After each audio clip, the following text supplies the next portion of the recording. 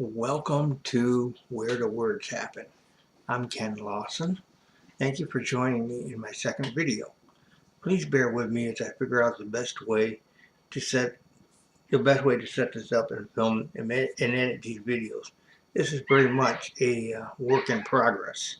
Today I thought I'd talk about the project I just did last year for Naominaio, 10 Days in LA. If ever a story evolved as it went along, this one did. It started out being called Return to LA, referring to the hero's return to LA after World War II, which is fine as far as it went. However, as I made changes to the story, it didn't seem to fit as much. One of the first drastic changes I made was about halfway through I decided to change the point of view from some generic third-person version of third person to first person. Of course, that required a complete rewrite of what I've already written. That done, the rest of the story seemed to come rather quickly. A number of plot points that I hadn't even thought of resolved themselves in several key scenes toward the end, and I was able to explain a number of things that actually hadn't occurred to me until I was writing them. The change in POV also brought in a change in the format of the chapters. I think I was up to chapter 10 or 11 or so when I did the revamp. Changing the format from one day, one chapter type to 1 day, one chapter type arrangement made the timeline of events clearer and reorganized how I laid out the whole thing. It became even more linear than it already was. One of the clues that I had set up early in the first scene was a hat. For some odd reason, he recognized the hat. How or why anyone would recognize a typical fedora hat that everyone at the time period wore is anyone's guess. I had no idea what that clue or the significance of that hat was when I wrote it. It wasn't until months later when I figured out a way to tie in the hat and thus bring in backstory that was essential to what was happening at the time. As for subplot, I had the main character, James St. James, getting back together with his ex-wife. The story of how she became his ex-wife is explained in a flashback. The villain, if one must call him that, bad guy, has strong motivation for his initial actions, revenge, but that would be giving too much away. Along the way, the body count goes up and the violence level increases until a final meeting between James St. James and his nemesis. As I mentioned in the Alter 2 newbie tag video, I did do a rough timeline, which I never really did a whole lot with once I got it done. But by then I had the complete rewrite into first person, and the story was flowing again, so I really didn't need it once I got past that point. I thought I'd close by reading you the opening scene from 10 Days in LA. I hope you find this interesting and gives you a bit of insight into the process. 10 Days in LA, day 1. It was cold. Damn cold. It hadn't stopped raining in LA for a week. I pulled my trench coat up around me tighter, but the wind blew the tail up and let more rain in on my backside. I'd done something stupid. I'd agreed to meet a woman on a street corner in the rain at 2 a.m. in the morning. What was I thinking? Oh, right, I wasn't thinking. After 4 years in the Marines and in World War II, I had learned a few things, such as, if you're going to do something stupid, at least stack the odds in your favor.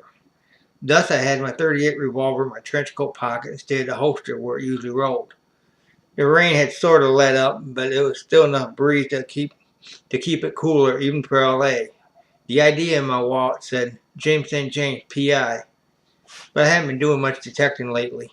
I was cold, wet, and tired, and I didn't want to be here.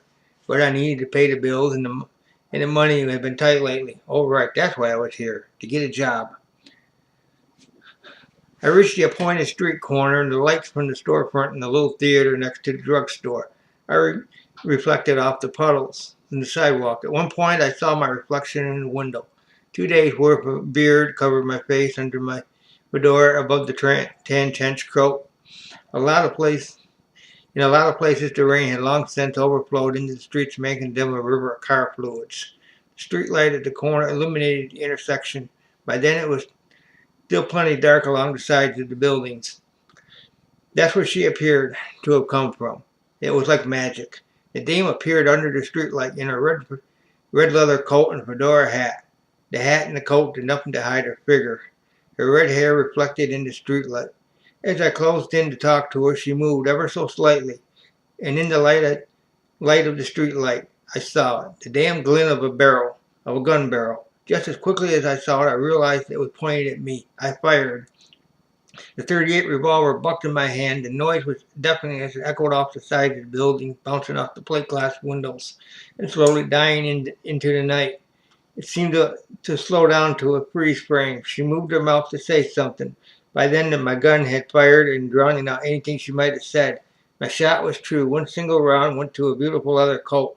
She dropped to the sidewalk, her fedora and gun landing in the puddle next to her. It replayed over and over again in my mind. I fired through my trench coat pocket. I knew I'd fired. I felt the gun recoil in my hand. I stood there dumbfounded for a split second. Then I realized what had happened. The bitch had tried to kill me. I didn't remember even making the conscious decision to fire, but it had been instinctive. After a moment, I collected myself, and I found a payphone on the next block over. Calling the police was not fun. I was already cold, wet, and tired, and now I had shot someone. Fortunately, I knew Detective Robert Clay. We met back before the war, and he'd helped me out of a jam before, and now I needed him again. I stood in the freezing rain waiting for Robert and his crew to show up. By the time they got to the street corner where the dead woman lay, it was past 3 a.m. Now I was getting hungry as well. Robert came and brought an army of officers. They set about taking statements from me. I gave Robert my gun and told him about the call earlier and how she insisted that she'd meet me after hours in a secret location. I tried to press her, but I couldn't get a straight answer from her over the phone. Finally, I gave up and said I'd meet her. I went over every detail several times about what happened, how she appeared out of the shadows and raised the gun to shoot me. It was 5 in the morning when Robert let me go. As I turned to leave, they were putting the body in the ambulance. One of them picked up the fedora hat that she'd been wearing. I went over to have one last look at the woman I killed. The hat lay on top of the body in the rain and in the lights, and I looked at it. I'd never seen her before, but something was familiar. I couldn't place it at first, but then it came to me. Through the fog and the hunger and the lack of sleep, I'd seen that hat before. Robert, I've seen that hat before. I don't remember where or when, but I've seen that hat before. The hat was a brown fedora with several patches of dark stains on the top of the brim. I headed back to my car. The next few days were not going to be fun. I started my old Ford coupe and it roared to life. It didn't take much. It didn't look like much, but that's the way I wanted it. It blended in with the sea of pre-war cars still clogging the highways of LA and California. What didn't show was the V8 motor under the hood that I had tuned up that would easily do well over 100 miles an hour. It was a challenge to handle at that speed, but fortunately I didn't have to go that fast most of the time. By now the sun was peeking over the horizon. It promised to be another hot, sticky day in LA. And that is the opening scene from my story from last year, 10 Days in LA. I hope you guys enjoy it. And any comments, ideas, and suggestions of future videos are more than welcome. And be sure to subscribe to my channel. And I hope to do more videos on a regular basis. Thank you. And goodbye.